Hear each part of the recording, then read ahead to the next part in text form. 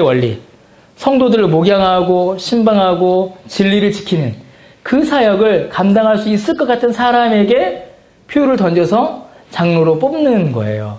그러니까 민주주의가 과연 교회의 원리냐? 이렇게 정확하다라고 말할 수는 없는 것이에요. 그러면 다원주의가 있습니다. 다원주의는 모두에게 적용되는 공통적이고 보편적인 권위를 인정하지 않죠. 저마다 각자의 기준으로 권위를 삼습니다. 성경이 말하는 이 세상의 원리와 목적은 사람의 뜻을 이루는 것도 아니고 각자가 주인이 되는 것도 아니에요. 사실은. 성경이 말하는 이 세상의 원리의 목적, 성경의 원리, 교회의 정치 원리는 하나님의 뜻을 이루는 것입니다. 하나님께서 최종적인 권위가 되시는 것이죠. 그래서 하나님의 말씀과 뜻이 신자가 추구해야 할 최종적 목표가 되는 것입니다. 그래서 어떻게 해요? 하나님께서 세우신 권위를 인정하게 되는 것이죠. 목사의 설교, 목사의 목양, 목사의 사역에 대한 권위를 인정하게 되는 것이고, 장로, 집사, 하나님께서 교회 가운데 세우신 직분자들의 권위를 인정하게 되는 것입니다. 그러니까 그런 오해를 하시면 안 돼요. 특히 이제 우리는 아직 없지만 나중에 장로도 뽑고 안수집사 뽑겠죠. 장로를 국회의원 뽑듯이 뽑으면 안 된다라는 겁니다.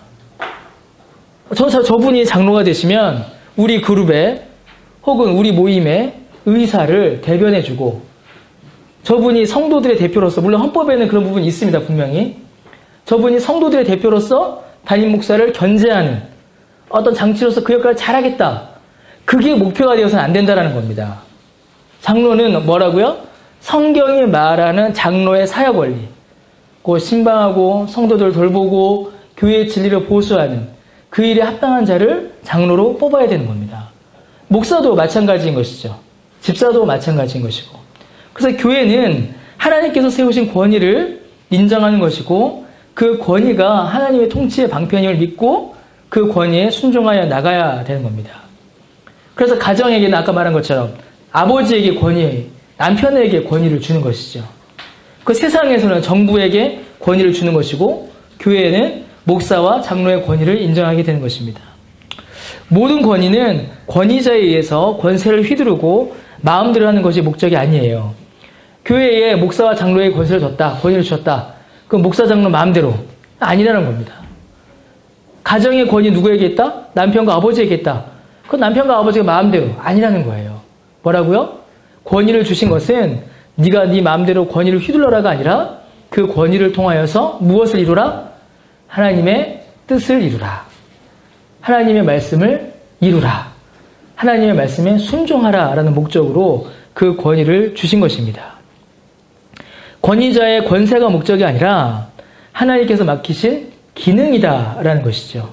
그것이 이제 목사와 장로와 집사와 아버지와 남편과 계속 남자들만 이야기하는데, 세상의 권력과 세상의 정부와 세상의 경찰들이 하나님께서 권위를 맡기신 이유요 목적입니다. 그러므로 우리는 권위를 가진 자들, 권위자들을 위해서 더욱더 기도해야 하고, 권위를 맡은 자들 역시 더욱더 자신을 돌아봐야 합니다. 과연 내가 행사하는 이 권위가 하나님의 말씀과 하나님의 뜻에 부합하는가, 부합하지 않는가? 하나님의 교회를 복되게 하는가? 아니면 교회를 해하는가? 그저 내 욕심과 내 뜻을 반영하고 혹은 나랑 친한 사람들의 뜻을 반영하는 것인가? 아니면 하나님의 말씀대로, 하나님의 우리에게 맡기신 그 원리대로 움직이기 위하여 내가 행하는가? 이걸 늘 우리가 점검하고 확인해 봐야 하는 것입니다. 신자는 세워진 모든 권위에 대하여 순종할 필요가 있습니다. 권위자에 대한 호불호를 떠나서 그것이 하나님의 뜻을 이루어가는 1차적인 도구임을 믿고 그 권위에 우리가 순종할 필요가 있는 것이죠. 그래서 아주 보수적인 입장이에요. 교회는 권위자들에 대한 순종이 우리에게 필요합니다.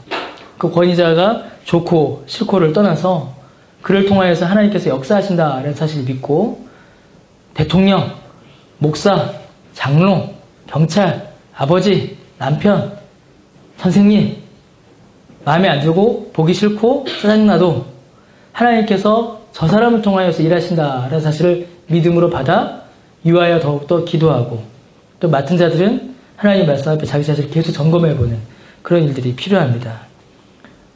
이게 아주 이제 중요한 문제예요. 우리 교회는 아직 이제 젊어서 아직 권위자라고 하실 만들은 아직 없죠. 권위. 목사가 있고, 이제 교회 사역들이 하나씩 이루어져 가는 과정 가운데 있습니다. 제 자신도 마찬가지이고, 여러분들도 마찬가지이고, 우리가 함께 이 문제에 대해서 아주 진지하게 고민해보고, 어떻게 교회 안에서 권위자를 세울 것이고, 권위를 세울 것이며, 권위를 통하여서 어떻게 교회가 움직일 것인가를 우리가 잘 이해하고 또 쫓아가야 하겠죠. 두 번째, 부모에게 순종하면 복을 받는다라고 되어 있습니다. 땅에서 장수하리라 라는 약속을 하나님께서 주세요. 이거 얼마나 좋습니까, 여러분? 부모에게 효도하면 어떻게 된다고요? 땅에서 뭐 한다? 장수한다 라고 됩니다. 이거를 문자 그대로 받으면 안 됩니다. 이거를 여러분 문자 그대로 받게 되면은 상당한 위험에 처하게 돼요. 뜻하지 않지만은 부모님보다 먼저 이제 이 세상을 떠나는 일이 생길 수가 있어요. 자녀들 가운데. 그러면 이 말씀을 어떻게 적용할 겁니까? 그럼 그러면 그런 분들은 부모님께 불효해서 먼저 세상을 떠난 건가요? 그렇지 않아요. 절대 이거를 문맥 그대로 이걸 해석을 해가지고서 부모한테 효고도 하면 장수하고 복 받으니까 부자 된다. 이렇게 얘기하면 안 됩니다. 굉장히 잘못된 거예요. 부모님께 아무리 효도해도 평생 가난하게 살 수 있고 부모님께 불효를 더해도 얼마든지 부자로 살 수 있는 게 이 땅입니다. 그런 개념이 아니라는 것이에요, 여러분. 이걸 여러분 제일 확인해야 됩니다. 이제 본문에서 땅이 무엇인가를 이제 우리가 알아야겠죠. 땅. 이 출애굽기 본문에서 땅은 여러분 어디를 가리킬까요? 이 땅은 그렇죠. 지리적으로 봤을 때 가나안 땅을 가리키는 겁니다. 서울시, 강남구, 개포동을 가리키는 게 아니에요. 가나안 땅을 가리키는 것입니다. 그러니까 생명이 길다. 하나님께서 주신 땅, 그 가나안 땅에서 생명이 길다라고 하나님께서 말씀하세요. 가나안 땅에서 평안하게 생명을 유지한다라는 것이 무엇을 의미하는가? 이걸 보셔야 됩니다. 천둥칩니다. 예. 아까 눈 왔고요. 이제 우박 떨어지려나 봐요. 죄 지은 분들 빨리빨리 회개하세요. 네. 자, 돌아봅시다. 아까처럼 단순히 이제 부모님께 효도하면 복을 받고 장수한다라고 이렇게 생각하게 되면은 이 5계명을 단순히 유교적인 개념으로 이해하게 됩니다. 물론 우리가 부모를 공경하고 사랑하는 것은 우리에게 정말 필요합니다. 부모를 사랑하고 공경하는 것은 성경이 말하는 윤리 중에 최고의 윤리이며 율법입니다. 이건 우리가 다 알아요. 여러분들 부모 공경하십니까? 부모님 사랑하세요? 네. 예? 이소는 정말로 부모님 사랑해? 예. 봤죠? 이를. 예. 돌아와서.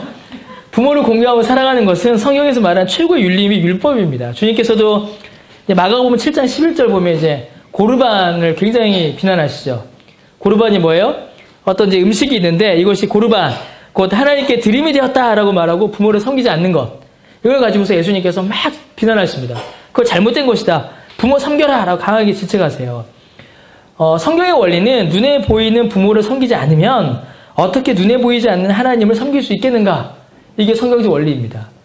우리 부모님이 교회 다니니까 날 잘 섬기고 우리 부모님 교회 안 다니니까 안 섬겨. 이게 아닙니다. 부모님이 신앙이 있고 없고를 떠나서 부모님은 부모라는 이유만으로 섬겨야 돼요.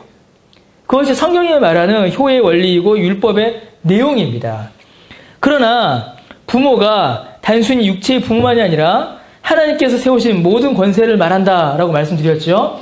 그러면 땅과 생명이 길리라 그리고 복을 누리리라 라는 이 말도 단순히 이 땅 위에서의 삶, 이 땅 위에서의 복을 말하는 것은 아닙니다.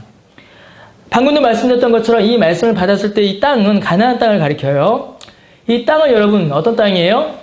가나안을 이제 가운데 두고 온 이방이 둘러싼 땅입니다. 그렇죠, 여러분? 그렇죠? 예. 예. 여러분의 눈이 보고 싶어요. 예. 이 지도를 한번 그려볼까요? 지도 보이죠? 여기 지도 보이면은 여기 이게 지도예요? 네. 보이죠, 지도? 믿으면 눈으로 보면 보입니다, 다. 이 지도예요? 여기가 뭐죠, 여기? 네. 예, 여기 지중해. 그쵸. 예. 우리 박소를 믿으면 다 압니다. 예, 딱 이게 이게 디귿자가 아니에요. 지도입니다. 여기가 지중해. 그 밑에는 뭐죠? 여기 남쪽은? 거기, 그렇죠. 애굽이죠. 그렇죠. 오른쪽 여기는 뭐죠? 그렇죠. 가나안 땅이죠. 이쪽은 뭐죠? 소아시아, 터키 쪽. 더 가면 어디가 있어요? 로마, 유럽. 그렇죠. 정확히 알잖아요, 철원을.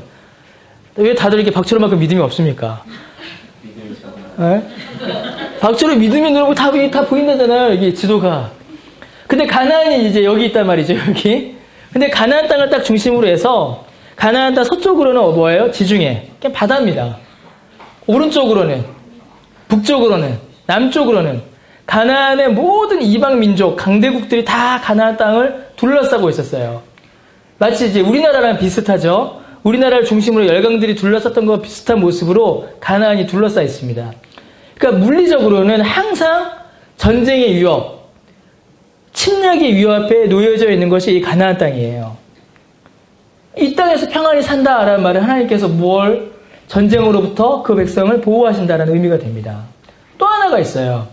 영적인 위협이 늘 있었습니다.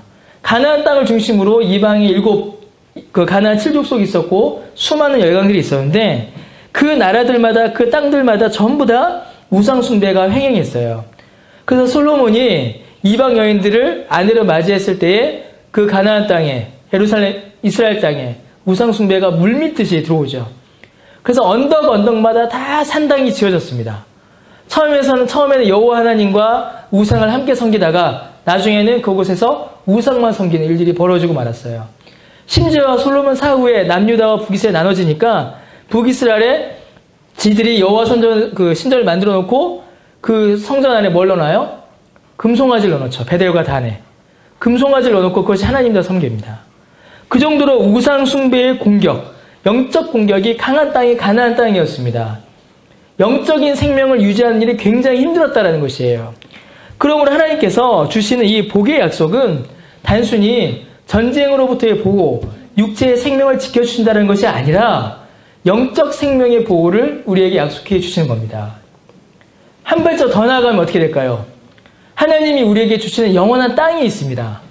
하나님께서 우리에게 주신 영원한 나라가 있죠. 그 나라가 어디예요? 그 나라 어디입니까? 천국이죠, 천국. 천국에서의 영원한 삶을 약속해 주시는 거예요. 부모 잘 섬기면 천국 간다. 그게 아니란 말입니다. 이게 지금. 예수 안 믿어도 부모 잘 섬기면 천국 간다. 그게 아니라 하나님께서 주신 하나님의 말씀의 권위와 복음의 내용에 잘 순종했을 때에 영원한 천국 약속이 우리에게 주어지는 것입니다. 이게 더욱더 본질적인 의미가 되는 것이에요. 그리하여 이 권위의 문제는 권위자들에게 굉장히 중요한 의무를 요구합니다. 이거 정말 잘 들으셔야 됩니다. 부모를 공경해라. 부모의 말에 순종해라. 권위에 순종하라. 라고 하나님께서 말씀하시죠. 하나님께서 부모에게 주신 권위가 바르게 시행되고 권위가 바르게 이루어져야 된다라는 것입니다. 다양한 권위를 통하여서 그 백성들은 하나님을 배웁니다.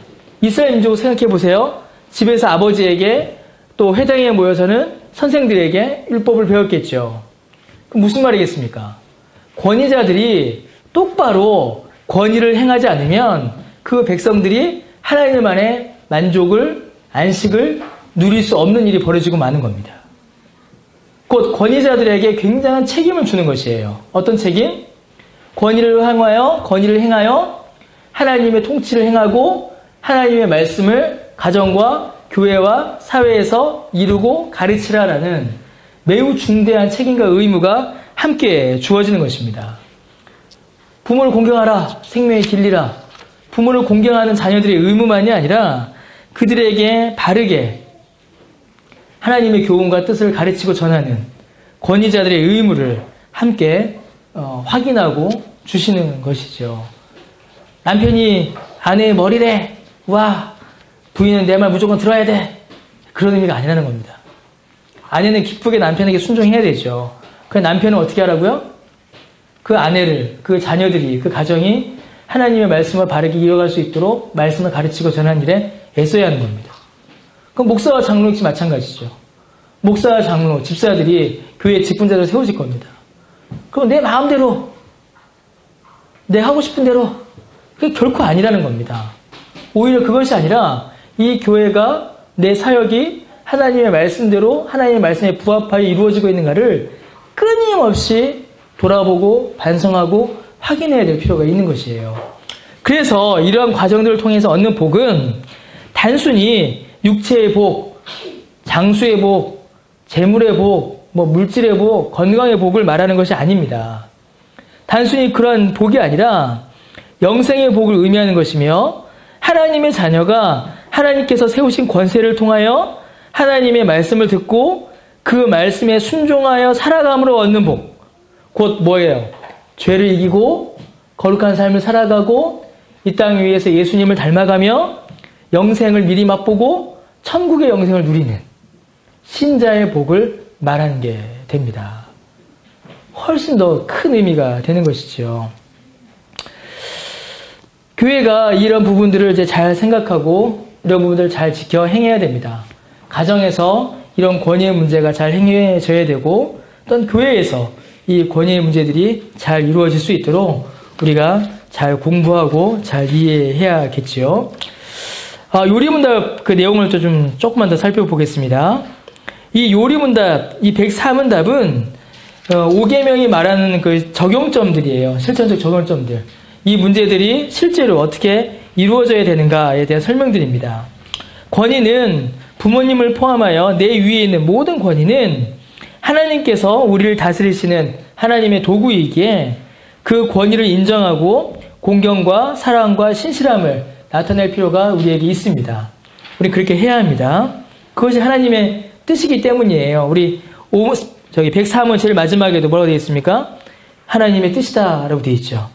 그들의 손을 통해 우리를 다스리시는 것이 하나님의 뜻이다 라고 고백하고 있습니다. 교회는 목사, 장로, 집사를 통하여서 세상의 입법자들, 세상의 정부를 통하여서 가정은 아버지와 남편을 통하여서 하나님의 다스리심이 일어난다라는 것입니다. 믿음이 그래서 중요해요. 그래서 권위자들이 중요합니다. 이걸 잘 알아야 되죠. 그러나 여러분, 이 권위자들이 가지는 실수와 잘못이 또한 있습니다. 첫 번째, 그리고 두 번째, 그들의 모든 좋은 가르침과 징계에 대해 합당한 순종을 해야 된다라고 가르치죠. 근데 그 밑에 보면은 또 뭐가 있어요? 그들의 약점과 부족에 대해서는 어떻게 해야 된다? 인내해야 된다라고 말합니다. 좋은 가르침과 징계에 대해, 곧 하나님의 말씀에 부합하는, 그러니까 잘 이해하셔야 됩니다. 내 뜻, 내가 원하는 걸 해주는 게 아니에요. 그건 이제 세상의 원리입니다. 내 뜻, 내가 원하는 거, 내 소원을 이루어지는 리더, 그런 의미가 아니라 하나님의 뜻에 합당한 가르침과 징계를 말하는 것이에요. 그럴 때는 어떻게 해라? 합당한 순종을 해야 합니다. 순종하는 것이 합당해요. 자, 그런데 이렇게 이제 좋은 가르침과 징계, 하나님의 뜻에 부합한 일을 하는 그런 어떤 리더가 있으면 좋은데 좀 부족한 사람도 있다라는 것이죠. 약점과 부족이 있는 지도자들이 있습니다. 이런 좀 약한 지도자들, 좀 부족한 지도자들은 어떻게 해야 되는가? 약점과 부족에 대해서는 인내해라 라고 우리에게 가르칩니다. 그래서 훌륭한 권위자들을 통해서는 순종을, 약한 지도자를 통해서는 인내를 우리가 배워야 하겠습니다. 그래서 여러분, 저의 약함, 저의 부족함이 드러날 때 화내어 징계하지 마시고 인내로, 사실 제가 이런 얘기를 하면 안 되죠. 그렇죠? 제가 이런 얘기를 하면 안 돼요. 사실 이게 제가 하면 안 되는 이야기인데 가장 쉽게 적용점을 찾다 보니 제가 이렇게 이야기하는 겁니다. 목사의, 장로의, 집사의 어떤 연약함이 보였을 때, 약점과 부족이 보였을 때 인내함으로 기다려주는 것, 기도해주는 것 굉장히 필요합니다. 부모님, 모든 권위에 대해서 이게 마찬가지예요. 자, 그런데 이제 문제가 있습니다. 약하고 부족한 리더, 지도자는 이제 인내함으로 기다리면 돼요. 근데 문제는 악한 지도자입니다. 악한 지도자. 이 악한 지도자. 여러분, 이 약한 것과 악한 것은 다릅니다. 약한 것은 영어로 뭐예요? weak죠, weak. 이거 또 달라요, weak인데, 악한 거는 뭐예요? 매두고, 데브리고, 이렇게 쓰여요. 악마적인 이런 표현을 씁니다. 다른 책, 어떤 책에 보니까는. 악의적인, 사단적인. 어떤 게 악의적이고, 어떤 게 사단적이고, 어떤 게 악한 걸까요, 여러분? 내 이익에 반하면 악한 겁니까? 그렇지 않아요, 여러분. 정치적인 얘기해서 정말 죄송한데 저는 경상도 사람입니다. 부산 사람이에요. 경상도에서 나고 자랐죠. 근데 저희 부모님은 어디 분이실까요? 전라도 분들이십니다. 저희 부모님은. 그래서 저는 경상도와 전라도를 가로지르는 아주 그런 다양한 그게 있어요. 그리고 저는 군대 생활을 목포에서 했어요. 그래서 저는 전라도 사투리를 아주 잘했습니다. 지금은 잘 안 나와요. 예전에는 전라도 사람들하고 거의 똑같이 전라도 사투리를 했어요. 지금도 가끔 나옵니다. 어떨 때는 부모님 영향이 좀 있어서 부산 가면은 경상도 네이티브처럼 이제 경상도 말을 할 때가 있어요. 근데 이제 안 돼요. 부산 가면은. 서울 와서는 제가 부산 사람이라는 거를 서울 사람들이 믿지 않았었습니다. 처음에. 왜냐면 물론 서울 토박이들은 아시겠지만은 거의 비슷한 서울말을 했었거든요. 경상도 사람들은 한동안 그랬죠. 경상도 사람들은 전라도가 악이라고 했었고 전라도 사람들은 한동안 경상도가 악이라고 했었어요. 왜 그렇습니까? 나의 이익, 그 다음에 내 손해 이런 것들로 따진 겁니다. 그런데 성경에서 말하는 악은 그게 아니에요. 성경에서 말하는 악은 나에게 손해를 끼쳤다, 나에게 피해를 끼쳤다, 혹은 지연, 혈연, 학연 따져보니 나랑 다르다 이런 게 아닙니다. 성경에서 말하는 악은 죄입니다. 죄를 일으키는 것이에요. 하나님의 말씀에 적극적으로 불순종하고 거역하는 것이 악입니다. 그럼 여러분 악한 지도자들이 있을 수가 있어요. 악한 지도자들에 대해서는 무조건적인 순종도 아니고 무조건적인 인내도 아니다라고 정리를 합니다. 연약한 것과 악한 것은 분명히 다르죠. 권위와 권위자들의 정당성이 있습니다. 권위가 정당하려면, 권위자가 정당하려면 단서가 붙어요. 조건이 있습니다. 무조건 권위가 있으니까, 하나님께 세우셨으니까 권위, 이러면 이게 뭐죠, 여러분? 이게 왕권 신수설이죠. 어디 감히 목사에게 덤비느냐, 이런 말을 한다는 거예요. 하나님께서 성노예가 안수하여 세운 목사에게 어디 감히, 이건 이제 권위주의입니다. 그런데 그런 권위가 합당하기 위해서는 단서가 붙어요. 어떤 단서가 붙을까요? 권위의 시행에 있어서 하나님의 말씀에 부합해야 합니다. 죄를 조장하거나 죄를 일으키거나 죄를 더하는 일에 그 권위를 사용해서는 안 되는 것이에요. 하나님의 뜻에 합당해야 하는 것입니다. 연약하나 하나님의 뜻에 합당한 권위와 권위자가 있습니다. 연약하나. 그런 자들은 어떻게 될까요? 우리가 인내함으로 기도함으로 기다려야겠지요. 그러나 강력하고 유능하나 하나님의 뜻에 합당하지 않은 권위와 권위자가 있습니다. 그 기준이 뭐예요? 바로 죄이죠. 권위자의 지시와 다스림이 죄를 조장하고 있지 않은가? 만약에 이 권위에 순종함으로 내가 죄를 범하게 되고 다른 사람들도 죄를 범하게 되지는 않는가? 권위자가 자신의 권위를 이용하여 죄를 저지르려고 할 때에 그 죄와 악에 내가 동참하게 되는 것은 아닌가? 이 부분에 대한 진지하고 깊은 고민이 신자에게 필요합니다. 우리에게 이 고민이 상당히 필요해요. 이제 교회니까요. 저는 이제 교회 이야기를 하는 거니까. 교회의 권위자가 누굽니까? 목사와 장로죠. 그럼 목사와 장로가 권위를 행함에 있어서 그들의 권위의 행사가 하나님의 말씀에 합당하고 부합되는가를 늘 점검하고 돌아봐야 합니다. 그리고 그것이 하나님의 말씀에 부합하지 않는, 곧 죄를 조장하거나 죄를 일으키거나 다른 사람들을 죄로 빠뜨리거나 그 권위를 사용하여서 죄를 저지르는 그런 일이 일어날 때는 반드시 그 권위에 대하여 우리가 말할 수 있어야 합니다. 저는 지금 교회에 대해서 한정하여 말하고 있습니다. 밖에 이야기하는 게 아니에요. 그 역할을 할 수 있는 자들이 누굴까요? 장로님이 그 역할을 하실까요? 집사가 그 역할을 할까요? 물론 장로, 집사가 그 역할을 하죠. 그러나 모든 성도가 그 일을 행할 수 있습니다. 모든 성도가 그 일을 행할 수 또한 행할 수 있어야 합니다. 교회가 가장 이제 힘들어지고 어려워지는 경우 중에 하나가 목사에게 모든 권위가 이제 집중될 때이죠. 목사에게 모든 권위가 집중돼서 목사가 모든 것을 이제 결정할 때입니다. 그래서 어제 강의 우리 다 재밌게 들었는데 저도 이제 밤에 이제 뭐 이런 생각 저런 생각 하면서 어느 목사의 교회라는 표현이 정말로 위험하구나라는 생각을 좀 더 하게 됐습니다. 교회는 주님의 교회이죠. 주님의 뜻이 합당하게 드러나고 그 뜻에 순종함으로 이루어지는 것이 교회입니다. 그런데 사람이 연약하다 보니까 그 연약함을 넘어서서 악함으로 사람이 변질될 때가 참 많이 있습니다. 그래서 교회는 목사에게 모든 권위, 모든 권력이 집중되기보다는 이제 나누어져야 돼요. 그게 이제 장로교의 원리입니다. 그래서 재정권은 누가 가지고? 집사가 가지고. 신방은 누가 하고? 장로가 하고. 설교는 누가 하고? 목사가 하고. 이렇게 나누어져 가는 것이죠. 저는 어제 강의하기에 좀 죄송합니다. 어제 못 오신 분도 많은데, 어제 강의 들으면서 이제 한 가지 참 의미 깊게 남았던 것 중에 하나가, 장로는 많아야 되고, 집사는 많을 필요가 없다. 라는 말이 전 참 깊게 남았습니다. 교회의 본질적 사역을 감당하는 데 있어서는 사실은 장로가 많은 게 맞겠죠. 성도를 신방하고 목양하는 것이니까요. 권사를 세운 이유도 마찬가지입니다. 여러분 아시죠? 헌법에 보면 권사가 있습니다. 권사의 직분이 뭐죠? 권사의 직임이 우리 그 재직들 이제 공부하면서 했는데 권사의 직임은 신방입니다. 일차적 신방은. 곧 장로가 하지 못하는 신방들. 무슨 여성분들 찾아간다거나 그런 문제에 대해서는 이제 권사들이 맡아서 또한 감당하게 되는 것이죠.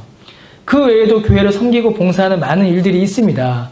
그러나 그런 모든 일들이 또 성경적 원리에 따라서 잘 이루어질 수 있도록 우리가 함께 좀 이렇게 교회를 세워나가야겠습니다. 그래서 교회를 세워나가는 일에 있어서 이 권위의 문제 우리가 다시 한번 확인할 필요가 있고 또 우리가 권위를 어떻게 대해야 하며 또 우리가 여러분 개개인이 권위자가 앞으로 될 것인데 어떻게 또한 권위를 유지할 것인가에 대해서 또 오늘 말씀을 통해서 좀 생각을 한번 좀 더 해보시기를 바랍니다. 예, 여기까지 보도록 하겠습니다. 혹시 뭐 질문이나 뭐 있으세요? 예, 없으신 걸로 알고 그러면 우리 기도하고 이제 마치도록 하겠습니다. 우리 함께 좀 기도합시다. 우리 이제 들은 내용들을 생각하시면서 권위에 대해서 우리가 함께 나누었는데 먼저는 우리 부모님 말씀 그대로 부모님께 우리가 얼마나 순종하고 공경하는가 우리 먼저 돌아보고 우리에게 하나님께서 마음을 주셔서 부모님께 먼저 순종하는